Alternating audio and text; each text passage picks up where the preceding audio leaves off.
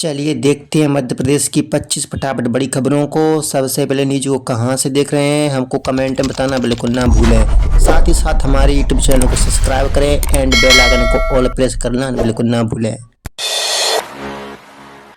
अब जनता के बीच पहुंचेगी पूरी सरकार। हर शुक्रवार होगी मौकों पर शिकायतों की सुनवाई। मध्य प्रदेश सरकार ने जनता की शिकायतों के त्वरित समाधान के लिए मुख्यमंत्री जन विश्वास अभियान शुरू किया। यह अभियान 6 महीने तक चलेगा, जिसके तहत हर शुक्रवार अधिकारी गांव और शहरों में पहुंचकर लोगों की समस्याएं मौके पर सुनेंगे। सीएम हेल्पलाइन और सरकारी कार्यालयों में लंबी शिकायतों का प्राथमिकता से निपटारा किया जाएगा। सरकार का उद्देश्य सुशासन को धरातल तक पहुंचाना और लोगों को बार बार सरकारी दफ्तरों के चक्कर लगाने से राहत दिलाना है। अब अंगूठे की नहीं होगी जरूरत, क्यूआर कोड स्कैन करते ही मिलेगा राशन। मध्य प्रदेश में राशन वितरण प्रणाली अब पूरी तरह से डिजिटल होने जा रही है। सरकार भोपाल और इंदौर से पीडीएस का नया मॉडल शुरू करेगी। इसके तहत प्रधानमंत्री गरीब कल्याण योजना के लाभार्थियों को डिजिटल टोकन और डिजिटल वॉलेट के माध्यम से सुविधा मिलेगी। राशन दुकान पर अंगूठा लगाने की जगह केवल क्यूआर कोड स्कैन करना होगा, जिसके बाद गेहूं और चावल उपलब्ध करा दिए जाएंगे। सरकार का उद्देश्य राशन वितरण को अधिक पारदर्शी, तेज और सुविधाजनक बनाना है। इंदौर में गैस सिलेंडर संकट खत्म, अब सिर्फ 2 दिन में हो रही डिलीवरी। इंदौर में घरेलू गैस सिलेंडर को लेकर बना हुआ पैनिक अब खत्म हो गया है। अमेरिका ईरान तनाव के चलते ईंधन संकट की आशंका में कुछ लोगों ने बड़ी संख्या में गैस सिलेंडर बुक कर लिए, जिसमें डिलीवरी में देरी हो रही थी। पहले जहां सिलेंडर के लिए 8 से 10 दिन इंतजार करना पड़ रहा था, वहीं अब सिर्फ 2 दिन में डिलीवरी मिल रही है। गैस कंपनीज ने सुरक्षा के लिए ओटीपी आधारित डिलीवरी अनिवार्य कर दी है। एमपी के 10 लाख कर्मचारियों को बड़ा तोहफा, महंगाई भत्ता 18% तक बढ़ने की उम्मीद। मध्य प्रदेश के 10 लाख से ज्यादा अधिकारियों और कर्मचारियों के लिए बड़ी खबर सामने आई। अगले वित्तीय वर्ष में प्रदेश सरकार महंगाई भत्ते में बड़ा इजाफा कर सकती है। कर्मचारियों का डीए मौजूदा 60% से बढ़ाकर 78% तक करने की तैयारी है। इसके लिए विभागों की स्थापना व्यय में बजट प्रावधान किया जाएगा। सरकार केंद्रीय कर्मचारियों के महंगाई भत्ते में होने वाली बढ़ोतरी के आधार पर प्रदेश के कर्मचारियों को भी लाभ देने की योजना बना रही है। एमपी में 24 घंटे बाजार खोलने पर अभी इंतजार, गाइडलाइन के बाद होगा फैसला। मध्य प्रदेश के शहरों में 24 घंटे बाजार खोलने का इंतजार अभी खत्म नहीं हुआ है। विधानसभा से विधेयक पास होने के बाद भी सरकार ने अंतिम फैसला नहीं लिया। आवासीय क्षेत्रों में चल रहे व्यावसायिक प्रतिष्ठानों को लेकर एक समिति सुप्रीम कोर्ट के निर्देशों और गाइडलाइन के आधार पर नीति तैयार करेगी। इसके बाद जिला स्तर पर शहरों के हिसाब से नियम बनाए जाएंगे। फिलहाल किसी भी शहर में 24 घंटे बाजार खोलने की घोषणा नहीं हुई। भोपाल में बनेगी प्रदेश की दूसरी सरकारी फार्मेसी, सस्ती होंगी आयुर्वेदिक दवाएं।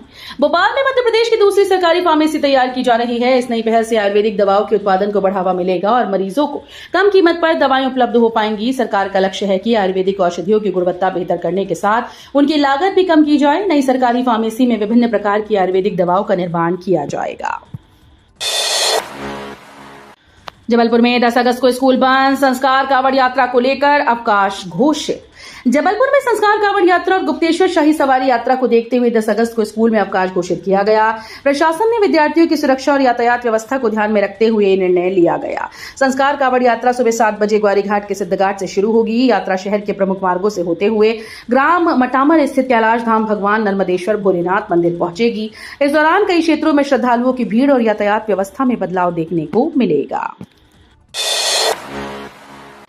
मेरिट में चयन के बाद भी बाहर हुए अभ्यर्थी, डीएलएड डिग्री को लेकर भोपाल में प्रदर्शन। मध्य प्रदेश में प्राथमिक शिक्षक भर्ती को लेकर विवाद बढ़ गया। शुक्रवार को भोपाल स्थित लोक शिक्षण संचालनालय यानी डीपीआई का चयनित अभ्यर्थियों ने घेराव कर प्रदर्शन किया। अभ्यर्थियों का आरोप है कि मेरिट सूची में नाम आने के बाद भी दस्तावेज सत्यापन के दौरान उन्हें बाहर कर दिया गया। करीब 1000 से ज्यादा अभ्यर्थियों ने डीएलएड डिग्री को मान्यता देने और नियम 49 के तहत राहत की मांग की। एमपी शिक्षक भर्ती में बड़ा धमाका, 800 अभ्यर्थियों की उम्मीदों पर संकट।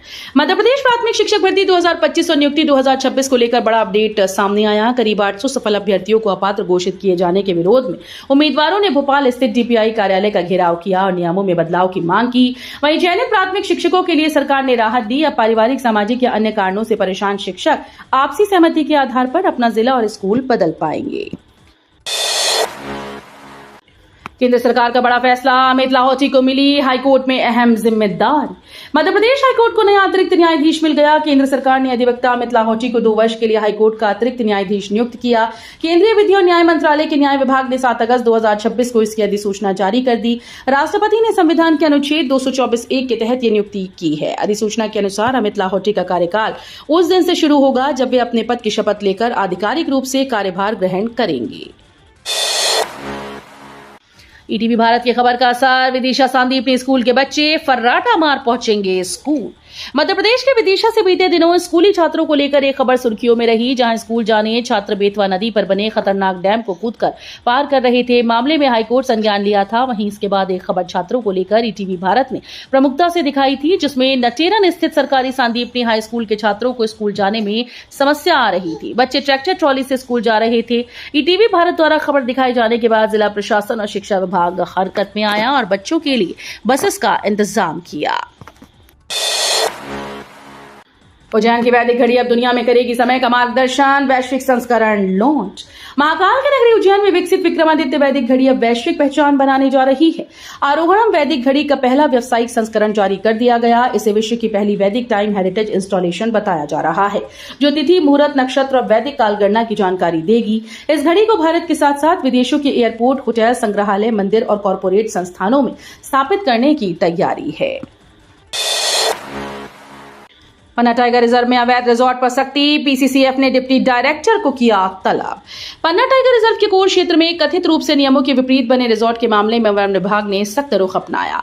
मध्य प्रदेश की प्रधान मुख्य वन संरक्षक डॉक्टर शमिता राजौरा ने पूरे प्रकरण की विस्तृत रिपोर्ट तलब करते हुए पन्ना टाइगर रिजर्व के डिप्टी डायरेक्टर वीरेंद्र पटेल को बुलाया है।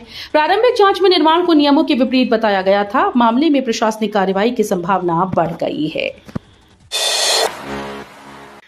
मुख्यमंत्री लाडली बहना योजना की 39वीं किश्त कब आएगी, जानिए लेटेस्ट अपडेट। मध्य प्रदेश के मुख्यमंत्री लाडली बहना योजना की 39वीं किश्त का लाखों महिलाओं को बेसब्री से इंतजार है। सरकार की ओर से अभी किश्त जारी करने की आधिकारिक तारीख घोषित नहीं की गई। हालांकि पिछले महीनों के भुगतान पैटर्न को देखते हुए 10 अगस्त के आसपास राशि लाभार्थियों के बैंक खातों में भेजे जाने की संभावना जताई जा रही है। लाभार्थी अपना नाम सूची में ऑनलाइन भी जांच सकती हैं। अंतिम तारीख और भुगतान की पुष्टि राज्य सरकार की आधिकारिक घोषणा के बाद ही होगी। एमपी में पटवारियों की हड़ताल पर हाईकोर्ट सख्त, जनहित याचिका से बढ़ी मुश्किलें। मध्य प्रदेश में पटवारियों की हड़ताल अब हाईकोर्ट पहुंच गई। 4 अगस्त से जारी हड़ताल के खिलाफ जनहित याचिका दायर की गई। याचिका में कहा गया कि पटवारियों के काम बंद करने से आम लोगों को राजस्व और जरूरी प्रमाण पत्रों से जुड़े कार्यों में परेशानी हो रही है। नागरिक उपभोक्ता मार्गदर्शक मंच की ओर से दाखिल याचिका में कोर्ट से हड़ताल खत्म कराने के लिए हस्तक्षेप की मांग की गई। ग्वालियर में आज बिजली कटौती का अलर्ट, सुबह 10 से 2 बजे तक बंद रहेगी सप्लाई। ग्वालियर के बिजली उपभोक्ताओं के लिए जरूरी खबर है। विद्युत रखरखाव कार्य के चलते आज नगर संभाग उत्तर और नगर संभाग केंद्रीय क्षेत्र में 4 घंटे बिजली आपूर्ति बाधित रहेगी। सुबह 10 से दोपहर 2 बजे तक कई इलाकों में बिजली बंद रहेगी। खेलापति कॉलोनी, तुलसी विहार कॉलोनी, मरीमाता क्षेत्र और फोर्ट फीडर के उपभोक्ता प्रभावित होंगे। इसके अलावा चिरवाई सब स्टेशन से जुड़े फीडर और औद्योगिक क्षेत्रों में भी बिजली सप्लाई बंद रहेगी। फतवे से नहीं होगा कानूनी तलाक, एमपी हाईकोर्ट ने सुनाया अहम फैसला। मध्य प्रदेश हाईकोर्ट ने मुस्लिम विवाह विच्छेद से जुड़े एक अहम मामले में बड़ा फैसला सुनाया। कोर्ट ने स्पष्ट किया कि सिर्फ फतवा जारी होने से निकाह कानूनी रूप से खत्म नहीं माना जा सकता। धार्मिक संस्थाएं केवल राय दे सकती हैं, लेकिन तलाक की कानूनी मान्यता देने का अधिकार सक्षम अदालत के पास है। भोपाल की दारुल दफा मसाजिद कमेटी के फतवे को चुनौती देने वाली याचिका पर सुनवाई करते हुए हाईकोर्ट ने कहा कि धार्मिक मार्गदर्शन और कानूनी तलाक में अंतर है। ग्वालियर समेत एमपी में भारी बारिश का अलर्ट, मौसम विभाग ने जारी की चेतावनी। मध्य प्रदेश में मानसून एक बार फिर से सक्रिय हो गया। ग्वालियर समेत पूरे प्रदेश में भारी बारिश का अलर्ट जारी किया गया। मौसम विभाग के अनुसार उत्तर प्रदेश और झारखंड के ऊपर बने ऊपरी हवा के चक्रवात और सक्रिय मानसूनी द्रोणिका के कारण बारिश की गतिविधियां तेज हुई। शुक्रवार को नरसिंहपुर में सबसे ज्यादा 39 मिलीमीटर बारिश दर्ज की गई। वहीं श्योपुर, निडोरी और पचमढ़ी में अच्छी बारिश हुई। एमपी रुक जाना नहीं, रिजल्ट जारी, 98,000 छात्रों का इंतजार खत्म। मध्य प्रदेश राज्य मुक्त स्कूल शिक्षा बोर्ड ने जुलाई 2026 सत्र की परीक्षाओं के नतीजे जारी कर दिए। सबसे ज्यादा इंतजार वाली रुक जाना नहीं योजना में कक्षा 10वीं का रिजल्ट 59.89% और कक्षा 12वीं का 52.44% रहा। परीक्षा में शामिल हजारों विद्यार्थियों को अब परिणाम मिल गया है। बोर्ड के अनुसार 3 से 17 जुलाई तक रुक जाना नहीं, अलॉट चले, ओपन स्कूल, ITI और अन्य परीक्षाएं आयोजित की गई थी। टीकमगढ़ में भाजपा का महामंथन, बूथ स्तर पर संगठन मजबूत करने की बनी रणनीति। टीकमगढ़ में भाजपा ने संगठन मजबूती और आगामी कार्यक्रमों को लेकर बड़ी बैठक ली। जिले के प्रभारी मंत्री कृष्णा गौड़ ने नवीन जिला कार्यालय में कोर कमेटी की बैठक में हिस्सा लिया। बैठक में बूथ स्तर तक संगठन को मजबूत करने और सरकार की योजनाओं को आमजन तक पहुंचाने की रणनीति बनाई गई। प्रभारी मंत्री ने कहा कि कार्यकर्ता ही पार्टी की सबसे बड़ी ताकत है और जनता का विश्वास बनाए रखना जरूरी। उन्होंने बताया कि 7 अगस्त से मध्य प्रदेश में मुख्यमंत्री जन विश्वास अभियान 2026 शुरू हो गया है। मध्य प्रदेश में मातृ शिशु मृत्यु दर बनी बड़ी चुनौती, सागर में बदलाव की नई शुरुआत। मध्य प्रदेश में मातृ शिशु मृत्यु दर अब भी गंभीर चुनौती बनी हुई है। इन चिंताजनक आंकड़ों को कम करने के लिए सागर कलेक्टर प्रतिभा पाल ने जमीनी स्तर पर विशेष अभियान शुरू किया। भारत सरकार के सुमन कार्यक्रम के तहत ग्राम पंचायतों से लेकर मेडिकल कॉलेज तक स्वास्थ्य सेवाओं को मजबूत किया जा रहा है। कलेक्टर स्वयं ग्रामीण क्षेत्रों का दौरा कर स्वास्थ्य कर्मचारियों का मार्गदर्शन और उत्साहवर्धन कर रही हैं। उद्देश्य है कि समय पर बेहतर इलाज और देखभाल के जरिए माताओं और नवजात शिशुओं की जान बचाई जा सके। साइबर क्राइम और ड्रग्स माफिया पर बड़ा एक्शन, कई राज्यों के डीजीपी ने बनाई संयुक्त रणनीति।